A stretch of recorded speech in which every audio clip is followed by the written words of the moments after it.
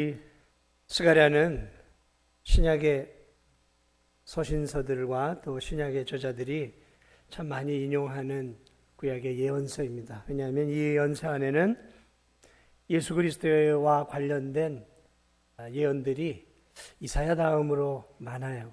굉장히 예수님에 대한 부분들을 설명해 놓고 있습니다. 이 스가랴 12장으로 가면 하나님께서 앞으로 그날에라고 이야기하면서 그날 하나님이 이제 이 세상을 심판하시기에 앞서서 은혜도 주시고 원수도 물리치시며 또 믿음을 가진 이 예루살렘 하나님의 백성들 위에 큰 은혜를 부어주실 그 마지막 때에 대한 이야기를 12장에 하고 있습니다. 13장, 14장까지 이렇게 이어지는데 이게 이제 요한계시록과 이렇게 연결이 굉장히 많이 돼요. 그래서 요한계시록도 예수님 오시기 전에 이 땅에 어떤 일들이 일어날 것인가를 이렇게 드러냈잖아요. 계시해 줬단 말이죠. 드러냈어요. 근데 놀라운 것은 요한계시록이 쓰여지기 오래전에 최소한 5, 600년 가까이 전에 이미 스가랴서에서 예수님의 오실 그때 마지막 날, 오늘 이 스가랴서에서는 그날로 표현하고 있는 디데이죠.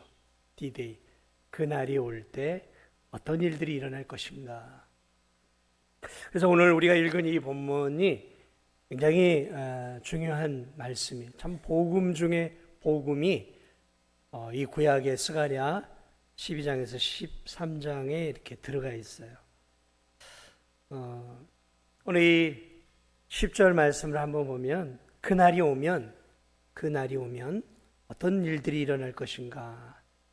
10절에 이렇게 얘기합니다. 내가 다윗의 집과 예루살렘 주민에게 은총과 간구하는 심령을 부어주리니 그들이 그 찌른 바 그를 바라보고 그를 위하여 애통하기를 독자를 위하여 애통하듯 그를 위하여 통곡하기를 장자를 위해 통곡하리라. 그러면서 11절에 엄청난 이 애통함이 예루살렘과 무기독을 비롯해 애통의 역사가 온 이스라엘을 덮고 그 회개의 애통의 역사가 12절로 13절, 14절로 이어지면 전 세계로 이 애통의 역사가 흘러가요. 그래서 12절에서는 온 땅, 온 족속이 애통하는 역사가 일어난다는 거죠. 통곡하고 회개의 역사라는 거죠. 자, 뭘 말하고 있는 것일까라는 것이죠. 자, 이것은 바로 예수 그리스도가 이제 임하실 때 일어나는 그런 역사들을 이야기를 하고 있는 것이죠. 자, 오늘 이 마지막 때가 되어지면 하나님이 먼저 다윗의 집과 예루살렘에게 은총과 간구하는 심령을 부어주신다면서 은총을 부어주시는 거죠. 은혜죠. 쉽게 얘기하면 은혜를 부어주신 때가 온다는 거죠. 은혜가 부어지는 건데, 근데 그 은혜가 무엇과 부어지냐면 간구하는, 애통하고 하나님께 막 회개하고 하나님께 은혜를 구하는 그 은혜에 간구하는 역사들이 하나님의 은혜 안에서 이렇게 소낙비처럼 이 이스라엘에게 먼저 부어지는 역사가 일어난다는 거죠. 네. 여러분, 우리가 믿음 생활하면서 때때로 은혜를 경험할 때가 있죠. 언제 그런 은혜를 경험합니까?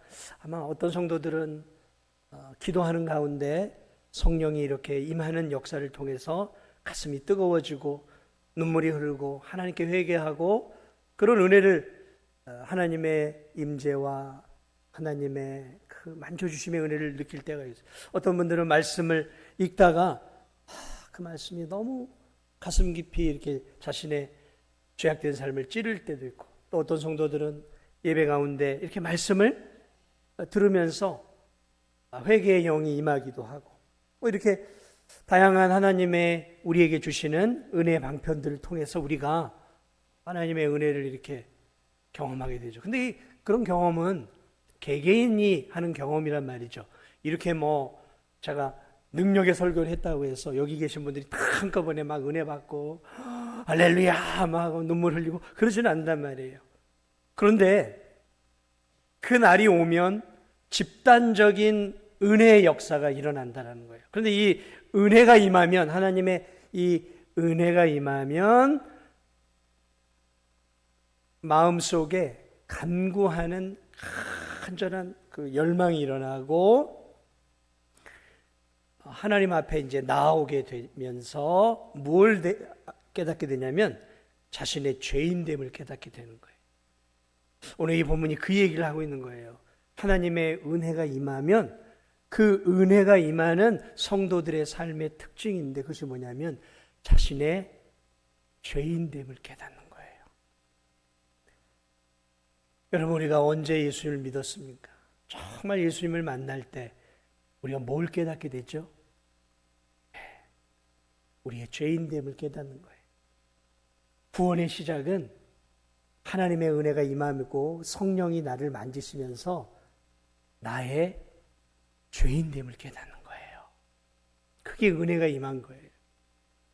그럴 때 이제 자신의 죄인됨을 깨닫기 시작할 때 우리의 마음속에 일어나는 게 무엇일까요?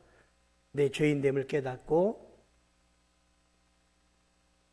내가 하나님이 보내신 그 아들을 죽인 하나님의 아들이 내 죄 때문에 죽었다는 사실, 하나님의 아들을, 그 아들이 2000년 전에 십자가에서 죽을 때 그분의 죽음이 나를 살리기 위해서 결국은 내가 예수님을 십자가에 못 박은 죄인이라는 사실들을 깨닫는 역사들이 일어나는 거예요. 오늘 12절을 다시 한번 볼까요? 10절을 다시 한번 보세요.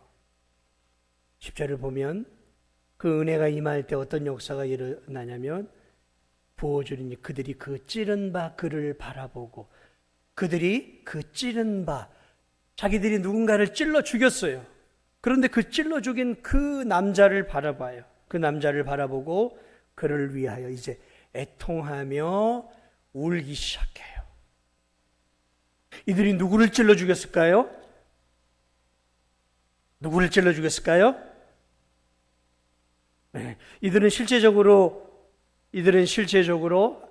앞으로 이제 와야 할 이야기, 미래적인 차원의 이야기예요.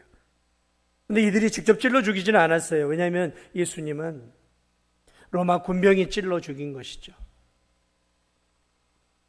그러나 예수 그리스도를 믿기 시작할 때 하나님의 은혜가 부어져 내가 죄인됨을 깨닫고 예수 그리스도를 바라볼 때 예수님을 십자가에 못 박고 예수님을 결국 십자가에서 찔러 죽인 자가 바로 나라는 사실들을 깨닫기 시작하는 거예요.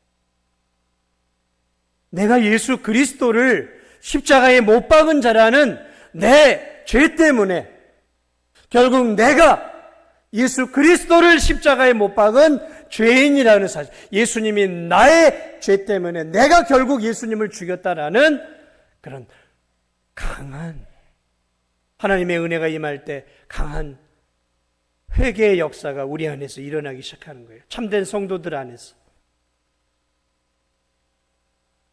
그러한 역사가 미래에 일어날 거라는 거예요. 집단적으로 일어난다는 거예요. 집단적으로.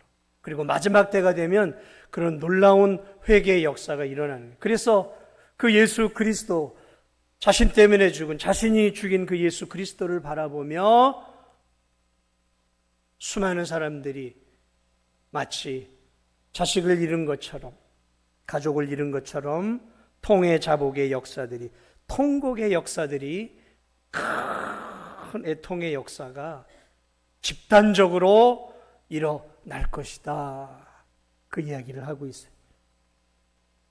그래서 11절을 보면 예루살렘에 큰 애통이 있으니, 이게 그러니까 한 사람 한두 사람이 아니에요.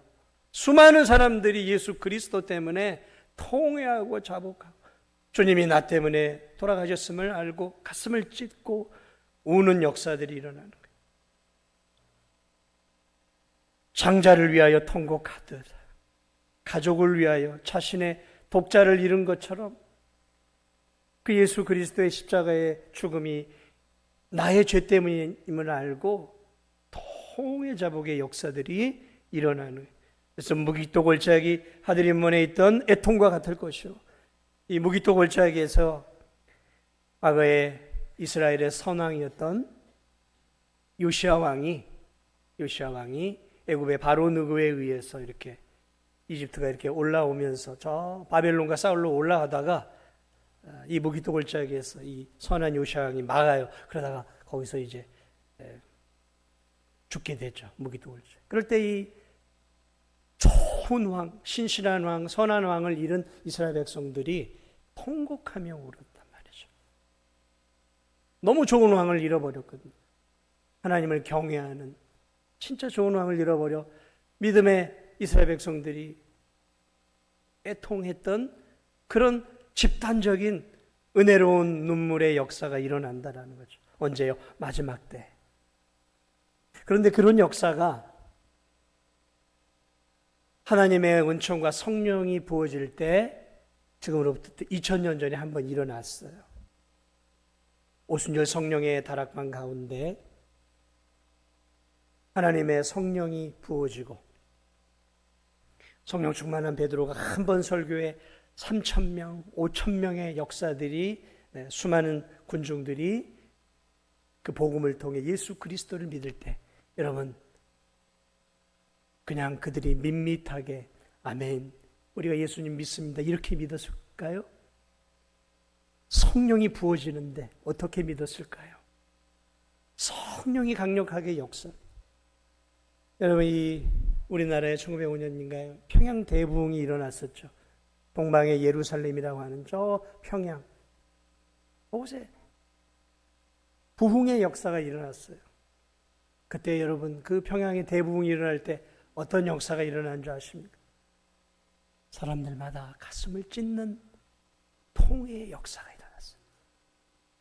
살인한 사람들이 자기가 살인했다라고 내가 사람을 죽였습니다. 그래서 집회 시간에 내가 강간을 했습니다. 내가 간음을 했습니다 하면서 죽을 때까지 숨겨야 될 그 음란하고 그 폭력적인 죄악들이요, 성령의 역사가 임하니까 막 성도들의 입에서 터져나오면서 통회자복하고 가슴을 찢고 옷을 찢으며 하나님 앞에 회개의 강한 역사가 우리 대한민국 안에서 평양에서 일어나서 평양 대부 성령이요 강하게 임하니까 집단적인 회개가 일어나는데요, 이건 뭐 마치 왕이 죽은 것 같은 그런 강한 그 회개의 역사가, 눈물의 역사가 평양에서 일어났어요. 그게 2000년 전에 오늘 이 성경의 내용들이 이미 예수 그리스도가 오시고 성령이 임하셨을 때 그런 역사가 예루살렘에서 실제적으로 일어났어요. 실제적으로. 그날의 예루살렘에 큰 애통이 있어요. 이 애통은 슬픔의 애통이기도 하지만 기쁨의 애통이에요. 나 같은 죄인을 위해 예수 그리스도께서 죽으셨다라고 하는 그 가슴 아픈, 내가 예수 그리스도를 찔러 죽인 죄인이라는 사실에 그들이 애통하고 그 예수 그리스도를 통해 구원받은 그 감격의 눈물이 함께 어우러지는 집단적인 애통. 그게 성령의 부어짐을 통해 오늘 이 말씀이 1차적으로 응한 것은 한 450년 이후에 예루살렘에서 실제적으로 일어나요. 여러분 그런 역사가 일어날 때 어떤 일들이 성령이 임하는 거죠. 가슴을 역사가 일어나요. 가슴을.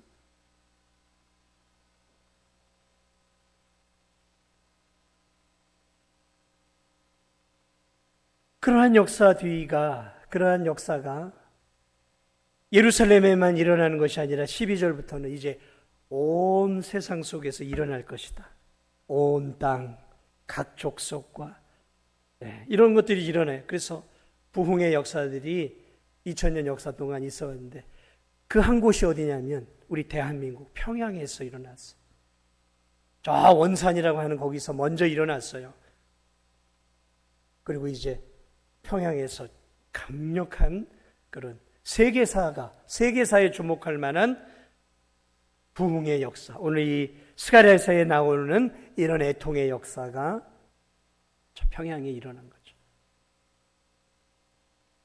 그리고 이제 그러한 애통들은 이제 때때로 이 대한민국의 이 기독교 역사 가운데 하나님의 은혜가 부어질 때, 이런 말씀 사경회라든지 이럴 때 하나님의 은혜가 부어지면 함께 예배드리는 그 영혼들이 하나님의 충만한 그 성령에 충만하게 잠기면서 자신의 죄악을 찢는 역사들이 일어나요. 그래서 부흥이라는 것은 성도가 늘어나는 걸 부흥이라고 하는 게 아니에요. 부흥은 리바이벌이에요. 다시 살아나는 거예요. 원래 부흥의 뜻은 그런 의미예요. 죽었던 자들이 다시 살아나는 거죠. 리바이벌. 잠자고 있던 성도들이 하나님의 은혜가 부어서 다시 일어나는 거예요. 군대가 되어지는 거예요. 영적으로 잠든 성도들이 하나님의 은혜가 임하면서 다시 살아나는 거예요. 이게 부흥이에요. 리바이벌. 다시 사는 역사. 이런 역사들, 영적으로 죽은 영혼들이잖아요. 우리가 에스겔 골짜기에 마른 뼈와 같이 죽어 있었단 말이죠. 육신은 이렇게 살아있지만 영적으로는 죽어 있어요. 그런데 성령이 임하면 어떤 역사가 있어요? 성령이 임하면 그 죽은 영혼이 그 성령을 통해서 예수 그리스도를 구주로 받아들이고 내가 죄인됨을 깨닫고 하나님의 그 은혜 안에서 내가 예수님을 찌른 자임을 깨닫게 되는 거죠. 그러면서 구원의 은혜를 갈망하는 거죠. 어찌할꼬, 내 죄를 어찌할꼬. 그러면서 믿음을 가진 자들이 하나님의 은혜가 부어질 때 어찌할꼬 하면서 그들이 찾으며 찾는 한 분이 계세요. 그것이 무엇이냐면 예수 그리스도예요. 그래서 오늘 13장 1절은 바로 그 이야기를 해주고 있어요. 그날에 성도들이 회개의 역사가 터지고 죄인됨의 은혜를 깨달은 내 죄를 어떻게 해결할꼬? 라고 외칠 때 그들이 자신들의 죄의 문제를 해결할 한 셈을 같이 발견한다는 거예요. 그날에 죄와 더러움을 씻는 셈이 다윗의 족속과 예루살렘 주민을 위하여 확 열리리라. 그것이 무엇입니까? 예수 그리스도의 오심을 통해 그분의 죽으심과 그분의 죽음을 이기고 부활하심을 통해 이루어낸 십자가의 보혈의 셈이죠. 그 보혈의 셈이 이제 예루살렘 주민들에게 그리고 온 세상 사람들에게 구원의 셈물, 죄 용서의 셈물로 이제 성령 하나님께서 열어주신다는 거죠. 그래서 그 또한 마지막 날이 되면 그것들이 온전히 열려서 수많은 영혼들이 예수 그리스도를 통해 죄 용서함과 자신의 죄의 문제를 해결하고 더러움을 씻고 영원한 구원의 은총을 집단적으로 받을 마지막 때가 온다는 거죠. 구원의 셈. 여러분 기억나세요? 예수님이 사마리아 우물가 여인을 만나죠. 아무도 찾지 않는 그 뜨거운 대낮에 목말라 하는 한 여인이 물을 기르러 왔어요. 근데 그 여인에게는 육신의 목마름은 아무것도 아니었어요. 인생의 목마름이 있었어요.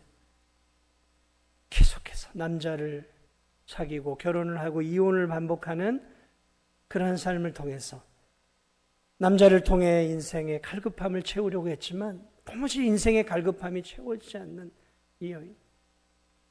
그 여인이 물동이를 이고 뜨거운 어느 여인도 나오지 않는 정오의 뜨거운 태양을 맞으며 물을 기르러 동구 밖을 나왔어요. 근데 거기 예수님이 앉아 계신 거예요. 그 예수님이 주시는 말씀 뭐예요? 너에게 나는 목마르지 않는 샘물을 내가 너에게 줄 수 있는데 주세요, 주세요. 저 그거 원해요. 이 샘물을 먹는 자마다 영원히 살게 될 거야.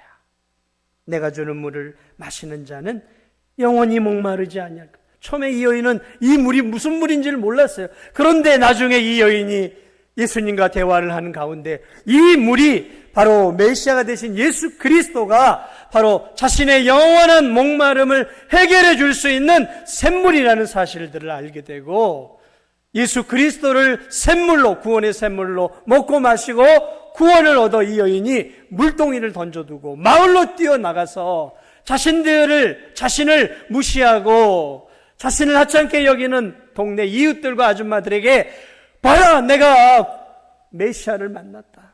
내가 구원의 샘물을 마셨다.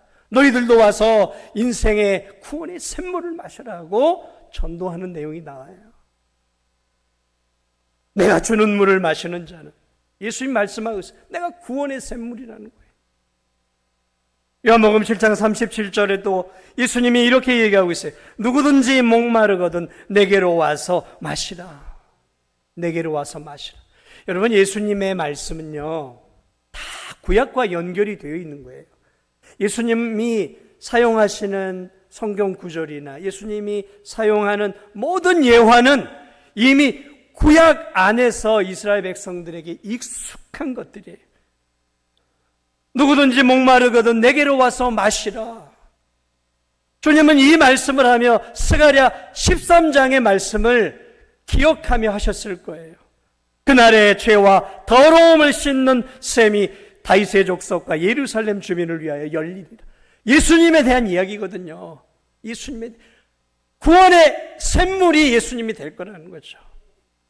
그 예수님이 내가 주는 물을 마시는 자는, 다시 말하면 나를 먹고 마시는 자, 내가 너를 위하여 행하는 이 놀라운 십자가의 구원의 역사를 네가 믿기만 하면 너의 모든 죄가, 주홍같이 붉은 너의 모든 죄가 흰눈같이 되어질 것이다. 사랑하는 여러분, 오늘 이 말씀은 그래서 복음이에요. 복음의 정수를 이야기하고 있어요. 누가요? 스가랴 선지자가 얘기하고 있어요. 스가랴 선지자가 복음의 정수를 이야기하고 있어요. 어떻게 우리가 구원을 받을 수 있는지, 하나님의 은혜가 죽은 우리에게 임해야 돼. 그것을 성경은 오늘 스가랴는 은총이라고 말하고 있어요. 우리는 은혜라고 말해요. 은혜. 주의 은혜가 임할 때, 주의 성령의 은혜가 임할 때 우리의 눈이 열리고 우리가 죄인됨을 깨닫게 되어지는 거죠. 우리의 죄로 인해 죽을 수밖에 없는 것들을 통해 우리가 애통하는 거죠.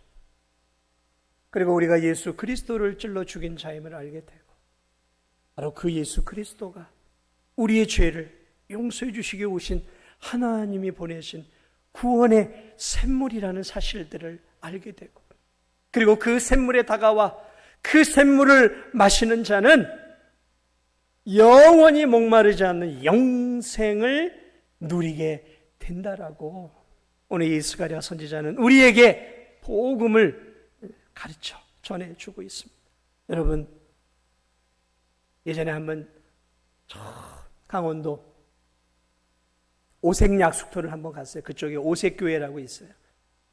우리 그 홍영남 선교사님 아시죠? 그분이 선교지에서 우즈벡에서 쫓겨났어요. 그래가지고 잠시 한 2년 동안 하나님의 은혜로 오색약수터, 그 설악산이죠, 안에 오색약수터 옆에 오색교회라고 있어요. 산속에. 그래 한 2년간 저도 글로 서울에 사역할 때 그쪽으로 이제 강원도 쪽으로 휴가를 갔는데, 거기 가면은 거기 멀지 않은 곳에 오색약수터가 있어요. 네, 오색약수터가 조그만한 게 있어요, 지금. 그래가지고 거기 가가지고 이제 물을 마셨어요. 미네랄 워터. 맛이 좀 그렇게 뭐 맛있지 않아요. 그런데 그 약수 안에 뭐가 있냐면 미네랄도 있고 우리 몸에 좋은 그런 그 물 안에 우리의 몸을 회복시키는 좋은 것들이 들어가 있다는 거예요. 그리고 그 옆에는 이제 그 약수물을 가지고 하는 그 뭡니까? 그 사우나 할 수 있는 그런 시설도 돼 있고. 여러분, 이 물 안에요, 우리가 생명을 유지할 수 있는 좋은 것들이 많아요. 특별히 좋은 물일수록 그래요. 산속 깊숙한 곳에서 졸졸졸 흐르는 그런 그 물들은 그 땅 속에 이렇게 땅에 좋은 것들을 이렇게 받아가지고 나오는 물들은 정말 그 여러분, 예수 그리스도께서 구원의 샘물이라고 하는 거예요. 여러분, 우리가 물을 마셔야 사는 거 아니겠습니까? 빵은 안 먹으면 뭐 한 열흘이면 우리가 죽죠. 음식은 안 먹으면 한 열흘이면 죽어요. 그러나 여러분, 물을 안 마시면, 빵을 안 먹으면 한참 오래 가죠. 그러나 물을 안 마시면 한 열흘 안에 죽는다 그러잖아요. 물은 생명이죠, 생명. 주님이 말씀하고자 하는 게 무엇입니까? 내가 생명이라는 거예요. 내가 너희들에게 온갖 좋은 것들을 주는 약수라는 거죠. 내가 너희들의 미네랄 워터다. 나를 먹고 마시면 너희들이 영원히 살 뿐만 아니라 너희들의 인생이 나를 통해서 풍성해질 거라는 거죠. 사랑하는 여러분, 물은 한 번 마시면 끝입니까? 아니면 매일 하루에 몇 번씩 이렇게 마셔야 되겠습니까? 몇 차례 마셔야 되는 거예요. 오늘 내가 한번 제대로 마셔보자 하고 한 드럼을 가지고 쫙 이렇게 한 드럼을 내가 물을 마신다고 해서 그 다음날 내가 물이 필요하지 않느냐? 그게 아니에요. 물이라는 건요, 매일매일 마셔야 되는 거예요. 오늘 예수 그리스도께서 내게로 와서 마시라 라는 이 말은 일회성 언급이 아니에요.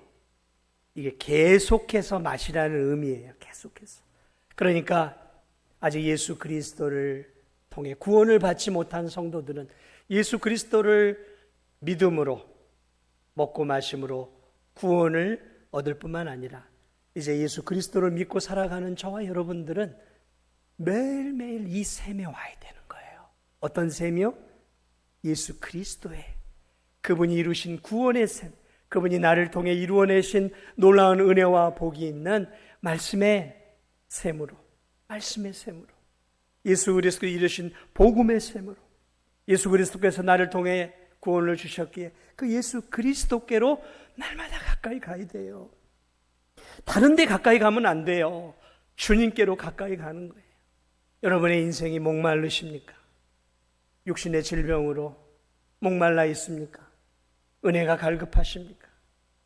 돈은 좀 있고 살만한데 뭔가 인생이 공허하신 분이 있으십니까? 허전하신 분이 있습니까? 그러면 예수님께로 가야 돼요. 예수님께로 가야 돼요. 예수님의 말씀을 따라 더 깊은 데로 들어가야 돼요. 그래서 주님이 주시는 말씀을 마셔야 돼요. 주님이 주시는 말씀을 들이켜야 돼요. 그 오묘한 생명수와 같은 주의 말씀들, 복음의 말씀들을 먹고 마시고 들이킬 때 우리의 가란 영혼, 허무한 우리의 마음, 상한 영혼, 육신의 질병으로 고통스러운 우리의 삶 속에 그리스도의 그 샘물과 같은 은혜가 임하기 시작할 때 치유의 역사가 일어나는 거예요. 치유의 역사가 일어나는 거예요. 여러분, 말씀엔 치유의 역사가 있어요. 사람이 하나님을 통해 치유를 받을 때 말씀을 100% 믿을 때 치유의 역사가 일어나는 거예요. 믿으십니까? 저 부흥성에서 막 그런 기적들이 때때로 일어나잖아요. 그게 왜 그러냐면 그 임하는 하나님의 진리의 말씀을 온전하게 믿을 때 그 십자가의 말씀이 그의 영혼과 그의 상처 입은 심령을 치유해내고 회복시켜 주세요. 말씀을 온전하게 믿을 때, 말씀을 온전하게 믿을 때. 그런 일들은요, 오늘 우리의 삶에서도 얼마든지 일어나고 또 저의 삶에서도 얼마든지 일어나요. 지치고 힘들 때 하나님의 말씀을 이렇게 복음의 진리의 말씀들을 읽다 보면 이 말씀이 힘을 주는 거예요. 힘을 주는 거예요. 지쳐 있다가도 주저앉아 있다가도 생명수와 같은 하나님의 말씀이 내 마음에 확 꽂히는 거죠. 이게 이제 하나님의 말씀을 먹는 거죠. 마시는 거죠. 그럴 때 그 말씀이 이 상한 온몸을, 지친 온몸을 쫙, 마치 너무 목마를 때 시원한 생수를 한 잔 들이키고 나면 머리서부터 발끝까지 시원함을 느끼면서 갈증이 해소가 되는 것 같이 이 하나님의 말씀이 때때로 주저앉고 싶은 저에게, 지쳐있는 저에게 생명수와 같은 새 힘을 가져다 줘요. 저만 그러겠습니까? 우리 성도들도 그러한 삶을 살고 있는 줄 알아요. 오늘 이 주의 말씀을 여러분 잊지 마십시오. 그날에 죄와 더러움을 씻는 샘, 이것이 열리리라. 오늘 우리에겐 열려 있어요. 구원의 샘이 열려 있어요. 그 샘은 팔레스타인 비행기를 타고 열몇 시간을 가야 되는 저 팔레스타인 예루살렘에 있는 게 아니에요. 그 샘은요, 도처에 있어요. 도처에 있어요. 도처에 있어요. 우리가 마음만 먹으면 갈 수 있는 곳에 있어요. 그래서 그 샘에 가서 그 구원의 샘물, 주님이 이루신 그 십자가의 놀라운 은혜를 아멘 하고 우리가 믿음으로 그 하나님의 진리의 말씀들을 벌컥 마실 때 오늘 이 놀라운 회복과 치유의 역사들이, 성령의 충만한 역사들이, 오늘 이 스가랴 선지자가 약속했던, 주님이 약속했던 이 놀라운 역사들이 2000년 전 예수님이 오실 때에도, 평양 대부흥에도, 그리고 오늘을 사는 우리 진도중앙교회 성도들 위에도 여전히 역사하리라 믿으시기 바랍니다. 이 약속의 말씀은 치유의 역사가 있어요. 죄와 더러움을 씻어준다 그랬어요. 그러므로 여러분의 삶 속에서 하나님 앞에 불충한 삶을 살고, 때로는 거짓말하고, 때로는 하나님 앞에 부끄러울 때마다 우리의 온몸은 깨끗하지만 우리의 발은 더러운 거죠. 그러므로 늘 회개의 자리로 가야 돼요. 전액교회 이 소아시아 7교회, 이 구원받은 연약한 교회와 성도들이 늘 깨끗한 건 아니었잖아요. 우상을 숭배하고 우상의 재물을 먹고 음행을 저지르는 연약한 성도들도 있었어요. 그럴 때 주님이 하신 말씀이 뭐냐면 회개하라 했어요. 회개하라는 것은 뭐냐면 다시 주님께로 돌아가 주 앞에 엎드려 다시 한번 주님이 이루신 그 십자가의 보배 피를 통해 회개하고 그 십자가의 보배 피를 통해 다시 자신의 영육을 씻어내라는 거죠. 회개를 통해 그 구원의 샘물로 자신의 더러운 죄를 다 씻어내고 돌이키라는 이야기죠. 여러분의 삶 속에 불충하고 하나님이 기뻐하지 못하는 삶을 살고 있는 성도들도 있을 거예요. 이렇게 사는 건 아닌데, 이렇게 사는 건 아닌데, 그런 성도들이 있다면 빨리 돌이키셔야 돼요. 빨리 돌이켜야 돼요. 빨리 돌이켜서 오늘 이 구원의 샘물로 가서 그 흘리신, 나를 깨끗하게 하신 그 보배 피를 통해 다시 내 죄악된 삶을 씻어내고 다시는 그러한 죄악을 짓지 않도록 더욱더 우리 자신들을 준비해 가는 그런 삶을 살아가야 하는 것이죠. 오늘 온 세상에, 예루살렘을 시작해 온 세상에 놀라운 구원의 길과 생명의 길을 열어주신 그 예수 그리스도, 그 예수 그리스도의 그 은혜가 오늘을 사는 저와 여러분에게 늘 구원의 샘물이 되고 치유의 샘물이 되고 또 여러분의 삶에 활력을 주는 미네랄 워터가 되기를 주님의 이름으로 축복을 드립니다. 다른 데서 찾지 마세요. 다른 데서 인생의 활력을 찾지 마세요. 다른 데서 은혜를 찾지 마세요. 다른 데서 참된 구원의 기쁨을 찾지 마세요. 우리 인생의 참된 구원의 기쁨은 바로 이 보혈의 샘물 안에, 그리스도 안에 있어요. 그리스도 안에. 복음 안에 있어요. 복음 안에. 복음 안에 우리에게 좋은 모든 것들이 다 담겨 있음을 우리가 믿고 믿음으로 이 구원의 샘물을 날마다 벌컥벌컥 들이키시면서 이 구원의 샘물을 통해 남은 인생길도 주 안에서 복된 인생길을 살아가는 우리 귀한 성도들이 되시기를 주님의 이름으로 축복을 드립니다. 우리 함께 찬양